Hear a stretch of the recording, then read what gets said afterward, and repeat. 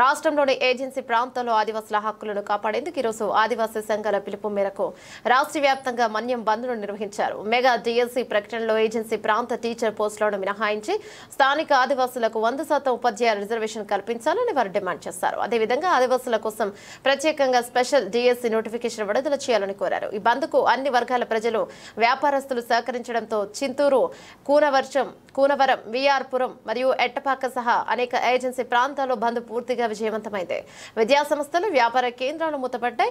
నిరసన కార్యక్రమాల్లో సిపిఎం నాయకులు శేషం మరియు సురేష్, వెంకట్, గడ్డం శ్రీను, యుటిఎఫ్ నాయకులు ముత్తయ్య, కృష్ణయ్య, గిరిజన ఆదివాసీ నాయకుడు కారం కొండయ్య సహా అనేక మంది ఆదివాసీ నాయకులు పాల్గొన్నారు. అధికారులు ప్రభుత్వం ఆదివాసుల డిమాండ్లను గమనించి తగిన చర్యలు తీసుకోవాలని నాయకులు విజ్ఞప్తి చేశారు. ఆదివాసుల హక్కుల పరిరక్షణ కోసం ఇటువంటి ఉద్యమాలు కొనసాగుతాయని వారు పేర్కొన్నారు. ఇప్పటికైనా ఆదివాసులకు న్యాయం చేయాలని రాష్ట్ర ప్రభుత్వం చొరవ చూపి ఆదివాసులకు రక్షణగా ఉండే జీవో నెంబర్ 3 అలాగే ప్రత్యేక డిఎస్సీ వంటి జీవోలను పునరుద్ధరించి న్యాయం చేయాలని పలువురు ఈ సందర్భంగా కోరారు.